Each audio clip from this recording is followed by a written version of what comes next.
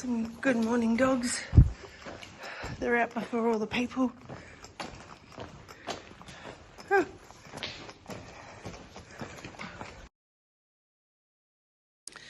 So we come across these places all the time.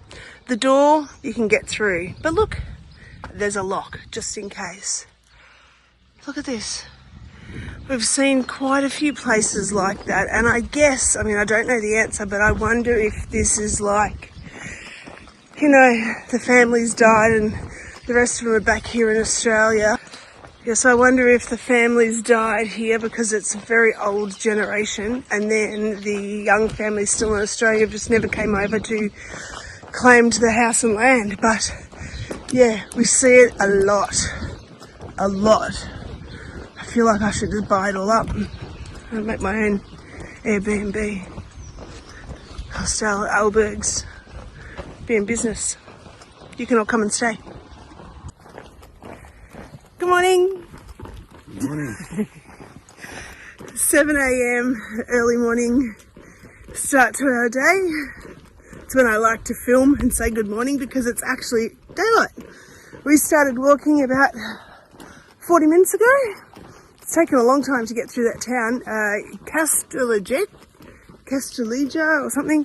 It's actually a really, it's a pretty big town actually, considering the others are all like, you know, you blink and you miss it. That was a really big town. So last night we stayed at the monastery. It was incredible. It was definitely an experience to remember. It wasn't eerie, wasn't haunted. We had a pilgrim meal with Shane and I and one other pilgrim, and the volunteer, his wife and sister-in-law. So there was like 6 of us that were there for dinner, although only the 3 of us ate because he told me they like to eat at 10 o'clock at night. Yeah, that's my bedtime. No chance at all. Yesterday was a good day. It was a hot day. Looking for signs across the road, I'm guessing. Yesterday was a good day. It was a hot day. It was really great to get to the monastery. However, there was a lot of just downtime.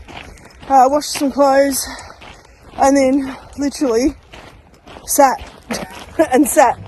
But it was nice downtime. The man there that we met, Jonathan, he's from Barcelona, I think. Was that right? Yeah, he's from Barcelona. He was a little bit interesting to talk to. Remember, language was really difficult, but that's okay.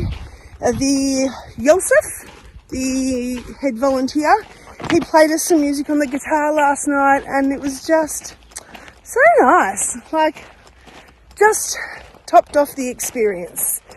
Today we are headed up over a big hill and we're staying at boadilla. And it's got a pool. So we've left early this morning, hopefully get through this without too much heat, and looking forward to a really nice day later on. Mum, you asked a question about kids. Yeah, there are kids around. I just don't seem to get them on video. But what I can tell you is yesterday we were filling up our water bottles in a town, and there were like 2 or 3 kids like standing there waiting, like, can you hurry up and stop filling your water bottles? So there are kids around. Don't see a lot of them, but there are some around. I want to talk to you about sleep times. So I've had a bit of trouble sleeping. I go to bed, I make my video, I edit the video, make my video, upload my video, and then, right, turn it off, go to sleep. Normally that's by 10:30, sometimes a bit earlier, which is great. And what I've started doing now is when we stop for a coffee in the middle of the day, I will start creating my video and putting everything together, which will make it all just that little bit quicker later on. However, I seem to wake up a lot. Like the rooms are hot. I'm in my sleeping sack, which is just a cotton sack.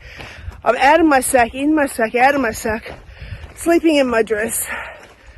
Oh, I wake up every few hours, looking at the time, thinking, is it time to go? I've only probably had 1 or 2 good sleeps here, but I don't feel tired. When I get up, I do feel tired for a moment, but like now, feel good, feel ready to conquer the world. But Shane, on the other hand, he sleeps really well. He has no problem sleeping, sleeps through the night. yeah, so I hear, last night the other guy that was sharing the room, he got up like 5 times to go to the toilet. Every time he got up, I was like, whoa! Just on high alert sometimes. And when I say hill, I mean hill. I think we're climbing over that hill. I think so. Can you see that path? It goes all the way up, all the way up, all the way up. That's where we're going. That's where we're going.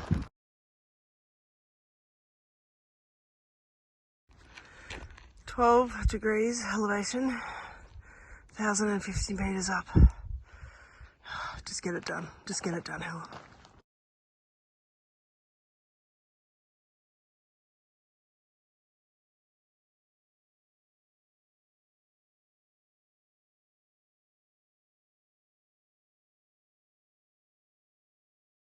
It's in the bag.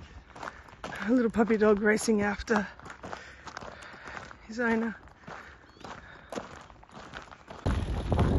Now the dog's in the bag. So he had a run, and now, yeah, funny, you take your pet with you. Welcome to day 14.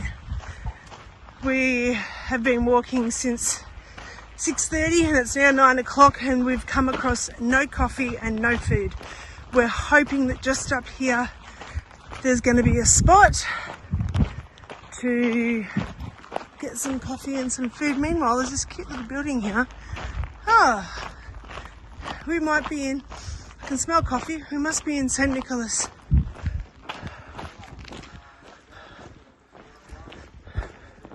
We can definitely get a stamp here. I wonder if this serves food. St. Nicholas. We'll be fine. So that cute little place back there was an albergue with 8 beds. And we had 5 centimetres of coffee, but that was fine. A little shot of coffee. Got a pilgrim stamp. And Shane filled his water bottles. Because for some reason he left with no water. This is the view. On that side, this is the view on that side. You can hear running water. Not sure where it's coming from though. We are now in the province of Palencia.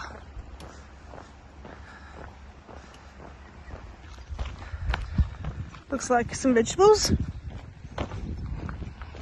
Don't know what though. Vegetables are as far as you can see actually. If it was hotter, I would run through those sprinklers right now. But it's still only early.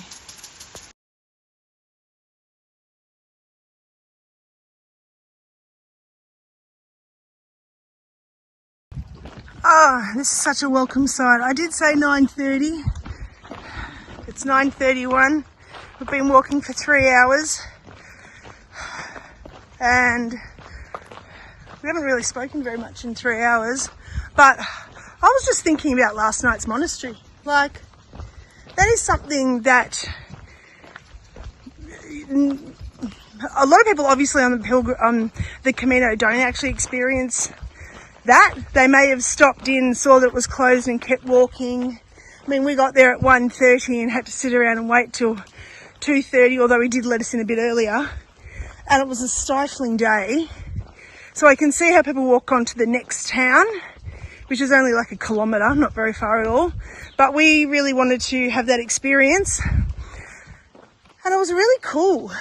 Like, it was just something so different, just looking around and feeling the history. And it was built in, I think it was 1147.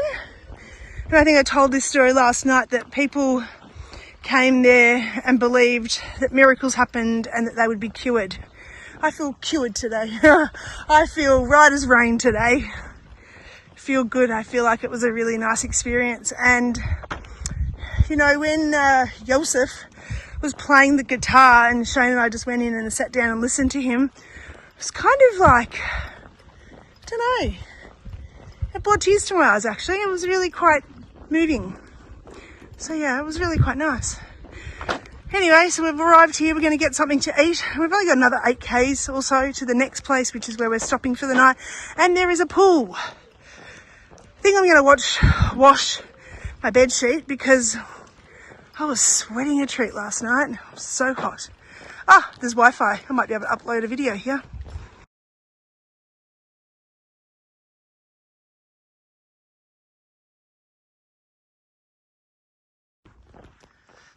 So we just left a little town. We had some breakfast and a coffee, which was great. You can see so many pilgrims up ahead as well today. Seems to be a lot around. There's a little pussycat in the grass over there. Not sure what he's looking for. Can only imagine.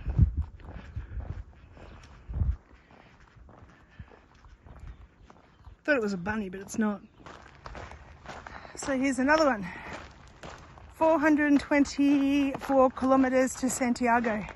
However, just for the record, we have walked about 360 kilometers.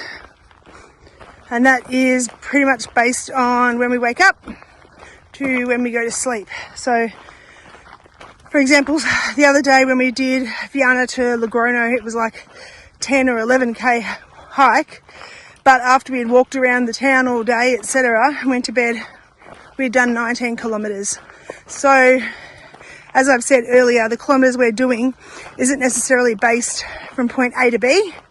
It's from the moment we get up to the moment we go to bed. We are doing a lot of Ks. We're probably going to reach 1,000 Ks by the time we finish, easily. And then there was always I think we did 20 something Ks in Paris the day we walked around. Yeah. So a lot of walking. Here's a hay truck. Oh God, I'm going to get covered in dust.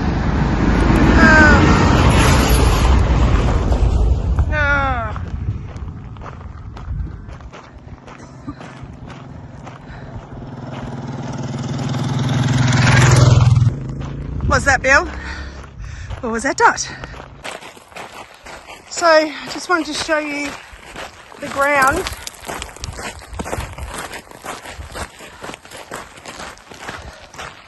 We've pretty much walked on stones all day. Not as bad as some other days, but it is a long walk on stones. And then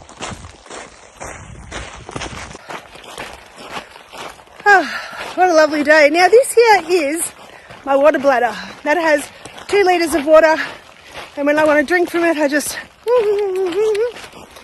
and it's done, which is really easy. I much prefer using the bladder. I've got no more magnesium tablets, so I am drinking straight water today, which is good. Also want to give a big shout out to all the kids back at school who I know are watching me and enthusiastically following my journey. Also want to shout out to the families. I've had a few messages from families of the students saying, well done, good on you. My child is coming home and talking about your adventures. So to all you guys back home in Truganina, hope you're all doing well and enjoying the cold, because I'm enjoying the heat. But I guess my message to all of you is, when you set yourself a goal and you put your mind to it, you can do it. I was really anxious before leaving, thinking, oh gosh, will I be able to do it? Will I be able to walk this far?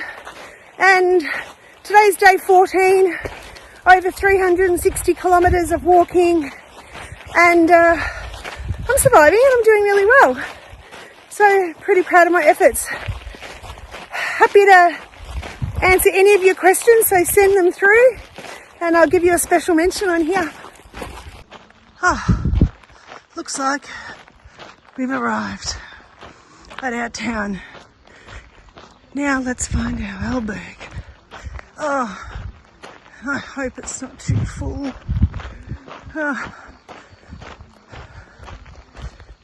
Alberg en el Camino, straight ahead. Oh, good, I can see the sign over there.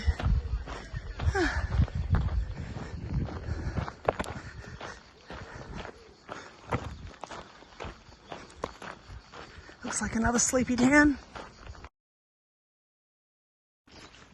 Okay, we've been to the pub and we've had a drink to cool down, and now we are arriving at our albergue in El Camino. I'm gonna go in and check in. This place has got a pool and a nice outdoor area. Oh, look at this. The pool is only small, but that doesn't matter. I can hear people already in the showers. It's nice.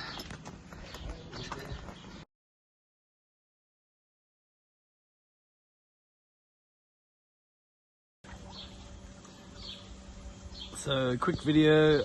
We've just arrived in Boadilla. This is our accommodation for the night, with a beautiful pool. Helen is over there doing her washing.